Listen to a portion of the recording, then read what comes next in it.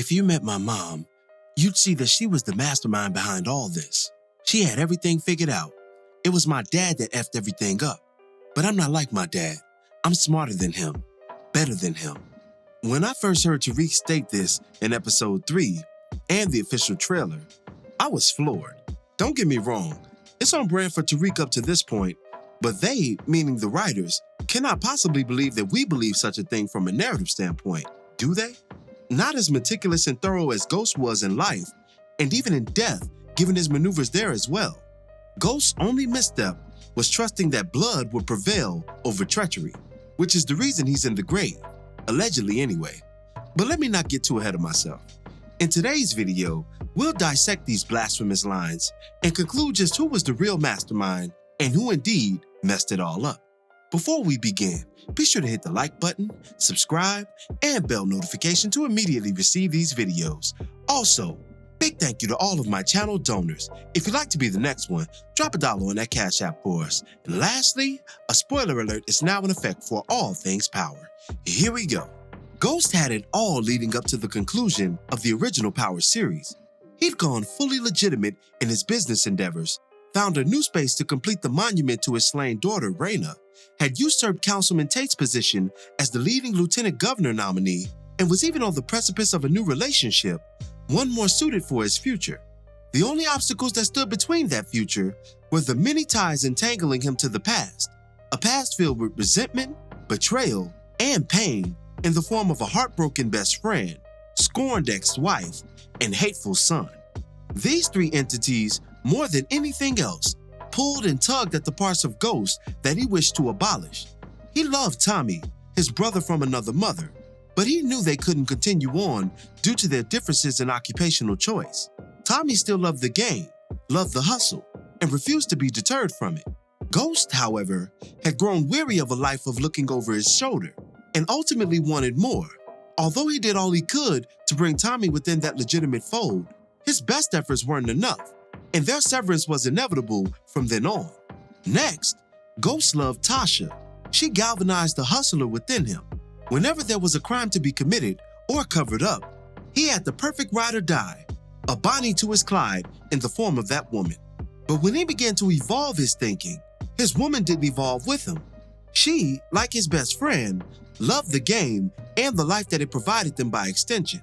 She'd been sold on such a life when she committed hers to his, and change was simply out of the question.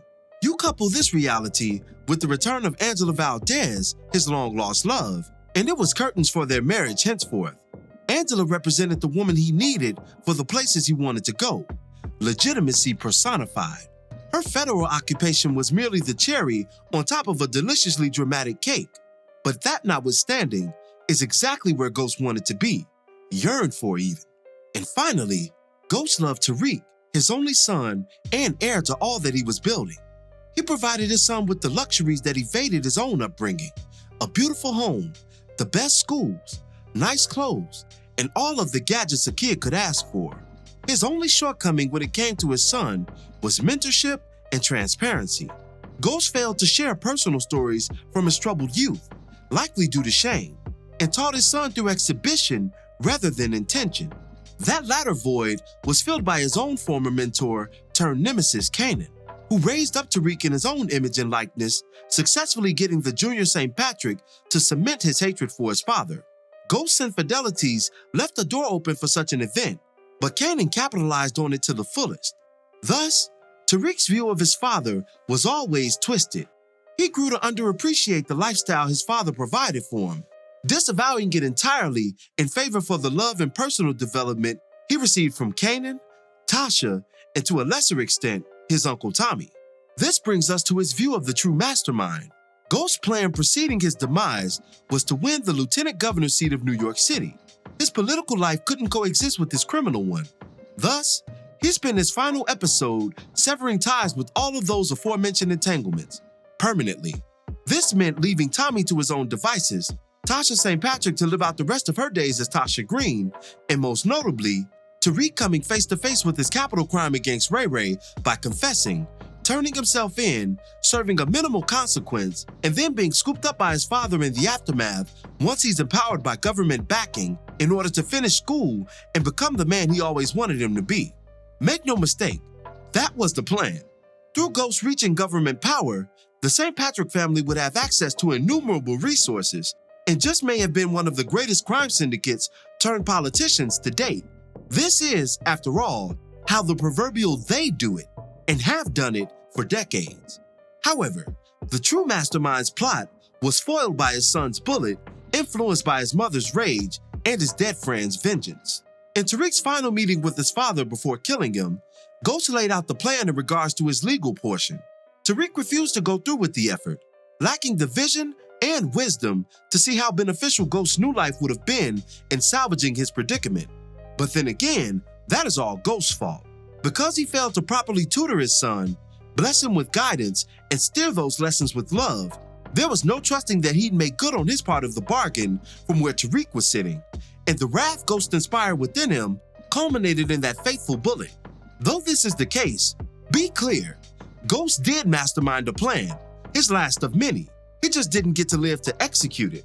If this isn't enough, the greatest evidence of Ghost's master plan resides in his death. Apparently understanding that his life was in jeopardy and his days numbered, the Ghost Man implemented the kind of long-range thinking only rivaled by the greatest of chess players. His posthumous plans are only combated by his living ones, but they're arguably greater. In his will, he ensured that his demands were met in regards to Tariq's schooling and completion of that education. This meant that until Tariq achieved a 4-year degree, none of his father's riches could be enjoyed. A glorious final fuck you to an unappreciative son turned Kingslayer. If that wasn't bad enough, he put measures in place to leave Tasha penniless, obviously viewing her as the reason his son maintained hatred for him, a hatred that was subsequently acted upon. Just nasty work. Then, in order to preserve the purity of his remaining daughter, who's a casualty of her forebears' life choices, he put measures in place to separate her from the St. Patrick bloodline, making it extremely difficult for Tariq and Tasha to endanger her. This was a stroke of genius in theory, although I will say her current place in witness protection with her mom is admittedly the best place given how everything panned out. Nevertheless, the mission here is to outline the cerebral nature of a mastermind who won't be robbed of such a position whether he breathes on this show or not. To this point, we've analyzed Ghost's master plan, but what about Tasha's? What made Tasha's maneuvers masterful in the final analysis? Let's walk it on down. Tariq made his intentions clear to his mother when he requested assistance in his criminal endeavors. Against the wishes of her former criminal ex-husband, Tasha agreed to help her son in exchange for pure honesty going forward. Once Tariq was on the brink of exposure for the Ray Ray murder, courtesy of Dre, Tasha's plan was to hold Ghost to his word about taking the weight for the crime. However, Ghost's circumstances had shifted dramatically for the better, and political power was just too sweet to pass on when a life of imprisonment was the alternative. Also, what Tasha, Tariq, and apparently no one outside of Ghost himself considered were the stringent consequences a former felon would garner going inside for a second time on similar charges. Though Ghost was exonerated in the case of Greg Knox, they would have nailed him to the wall for Ray Ray, and perhaps even uncovered more of his actual crimes due to the fuel of the faulty one and a pattern of murderous deeds. From a political seat, on the contrary, Ghost would reign with unlimited resources at his fingertips, and a first-time offender seeking vengeance on his sister's killer wouldn't face the penance that his father would. This is what Tariq meant by, quote, "My mother was the real mastermind, but my dad fucked it all up." In his mind, by Ghost not taking the weight for that murder, he ruined his mother's plan and ultimately the family's. But in the days since Tariq killed his father, how has his life gone? And that of his mother's? There's been nothing but stress after stress and tragedy after tragedy. Ghost warned his son of the underworld life, attempted to teach him accountability through acceptance of the fate that he created, and even offered a subsequent lifeline in the form of education and a surefire governmental career of his own. In the final analysis, the true mastermind was killed for executing his own plan and disregarding the collateral damage it would have caused his flock. Even his willingness to lessen that shrapnel wasn't enough. The question is the life that Tariq currently leads a better option than the one his father envisioned for him? I'll let y'all iron that one out in the comments. As always, I thank you for watching today's video.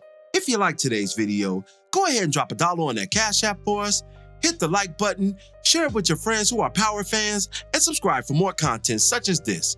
This is Rudy P. Magic of Rudy P. Magic Beats, and have a blessed one until the next one. Peace, y'all.